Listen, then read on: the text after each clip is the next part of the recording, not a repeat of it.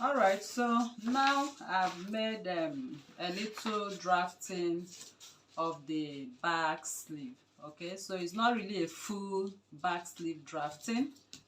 So the back sleeve drafting, this is the neckline. You know the back neckline is usually higher.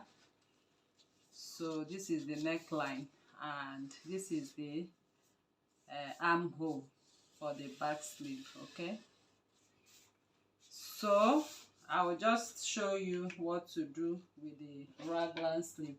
So once you put your back back neckline, what we just need is this is what we need. At this point, I'll just go over to the back. From the neckline on the back, I'm going to extend this line to touch the neckline. So note that the remaining part of your drafting for the back will continue in this manner for the back. So the only difference you have is the sleeve part, which we are going to cut now for our raglan sleeve. So I'll just cut this part. That is what we need for our raglan sleeve. So for the back, you'll be making exactly what I did here for the back. Then extend the neckline and cut into the sleeve. So I'll take the back away and I'll bring in what I just cut for the raglan sleeve. So the raglan sleeve I have here, this is the sleeve neckline. Please, I don't need you to confuse this. So I'll set this aside. This is the sleeve and this is the sleeve head. So I just pretended cutting this. So we are putting this together right now on the shoulder seam lines. These are the shoulder seam lines. So this is the neckline. Note, this is the back neckline. Arrow. This is raglan sleeve for back. Arrow B. So this arrow B, I'll put it together here. This is our armhole.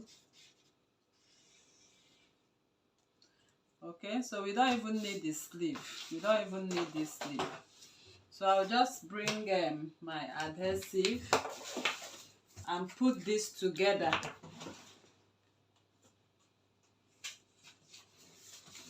I'm putting the both sleeves together now, front and back. So if I put front and back together, what it means to me is that I'm going to match the shoulders together. So I'll match the shoulders together. I'll go into the armhole and cut the neckline and also match up the armhole. So next, I'll bring a plain pepper. So this plain pepper I'm bringing here should be the length of your desired sleeve length. So I'm using this, or let me get another pepper for clearer understanding. So this pepper I'm bringing here should be the desired length of your sleeve. So the desired length of your sleeve, if you want the length of your sleeve to be at the full length at 23, that is at the wrist line. This is 23 inches because that is the wrist line, and this is the sleeve head.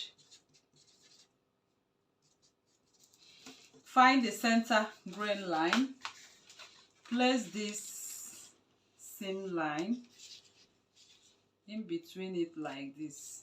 Okay, so I'm going to place it in between it like this. So if you follow this video, you will understand what I'm doing right here.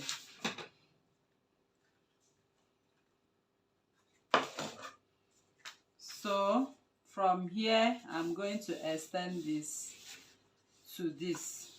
So the width we will be having here will be actually exaggerated because we are going to make our gathers. so our cuff will be sewn into it. So I'm going to cut my sleeve with the neckline. So if you are a beginner and you are finding it difficult to understand what we are doing here, you can join us on Telegram. Okay, we have detailed video on how to make different kinds of raglan sleeve. So this is my sleeve now.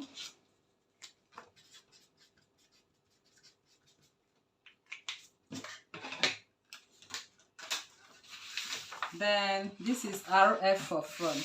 Can you see?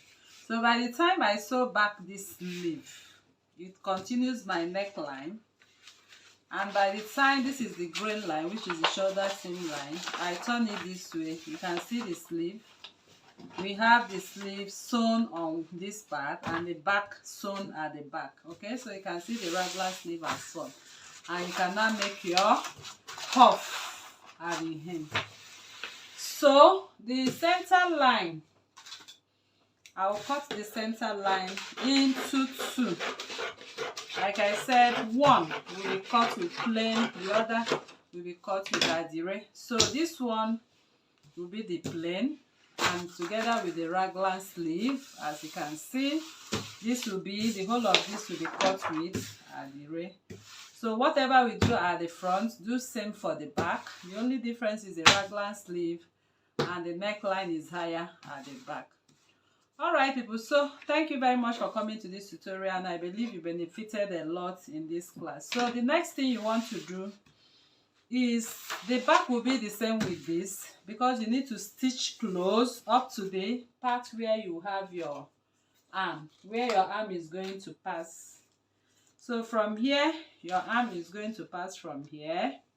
So whatever your wrist is, usually the wrist is always at 9 inches, so you can measure 5 inches and start your sewing. Your stitches will go here, you turn and stitch from here to here, which is where you have that bias. So that bias should be at 4 inches for you, connected at that point. So you stitch from the armhole somewhere around the, or some distance from here, you will stitch close. You also stitch close. Okay, lay your bias on top, and that is that. Alright people, so that is how I'll come to the end of this tutorial, and I believe you learned a lot from this class. So if you are new to this channel, please kindly subscribe, turn on your notification bell to receive videos like this every day. Like this video, share to family and friends, drop your comment on the comment section and your suggestions as well. Thank you for coming. See